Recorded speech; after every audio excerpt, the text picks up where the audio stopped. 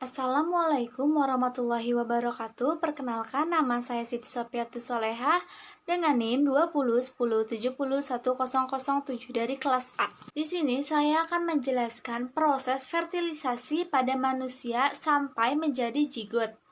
Dan saya juga akan menjelaskan perkembangan embrio sampai tahap implantasi. Sebelumnya saya akan menjelaskan terlebih dahulu apa itu fertilisasi. Nah, fertilisasi atau pembuahan adalah bertemunya sel telur dengan sel sperma untuk bersatu sehingga membentuk zigot. Nah, fertilisasi ini juga disebut dengan awal mulanya terjadinya kehamilan. Sekarang saya akan menjelaskan tahapan proses fertilisasi pada manusia sampai menjadi zigot. Nah, di sini terdapat banyaknya sperma. Nah, jadi sperma itu tidak hanya satu atau dua, bahkan bisa ribuan. Namun saya hanya menggambarkan beberapa saja. Nah, jadi segerombolan sperma akan mendekati sel telur. Selanjutnya, sperma yang kuat dan yang terbaik akan membelah dinding sel. Nah, ini dinding sel dan ini pun yang ini itu namanya sel telur. Nah, kemudian satu sperma ini dapat masuk ke dalam dinding sel dan mendekati sel telur. Selanjutnya disinilah dimana satu sperma tersebut sudah dapat masuk ke bagian sel telur. Nah, dapat dilihat ya, kepala dari spermanya sudah masuk ke dalam sel telur. Selanjutnya disinilah dimana sperma dapat membelah menjadi dua antara bagian kepala dengan bagian ekornya terpisah, dimana kepala atau inti sperma masuk ke dalam sel telur sedangkan ekornya tidak dapat masuk. Nah, jadi disinilah inti sperma dan inti telur dapat bertemu dan menjadi satu. Selanjutnya akan menjadi zigot. Nah, zigot adalah sel yang terbentuk sebagai hasil dari penyatuan antara sel sperma dengan sel telur. Nah, zigotlah yang akan menjadi janin nantinya.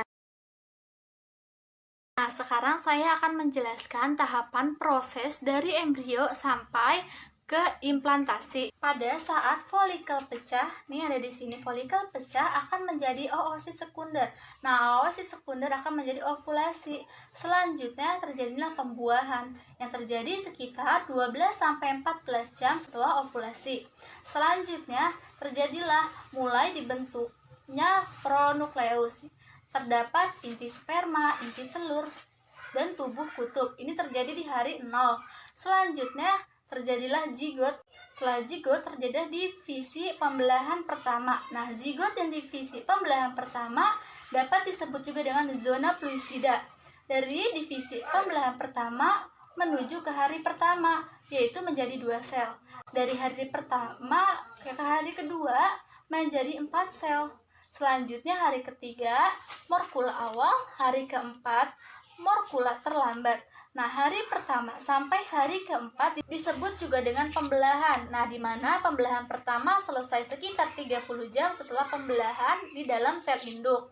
Selanjutnya dari hari keempat ini terjadilah hari ke-6 sampai ke-7 setelah implantasi blastocysta fertilisasi.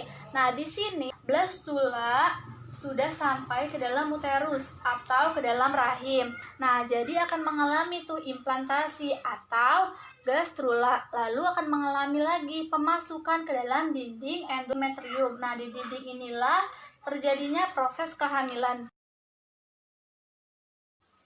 Sekian video dari saya, kurang lebihnya mohon maaf. Wassalamualaikum warahmatullahi wabarakatuh.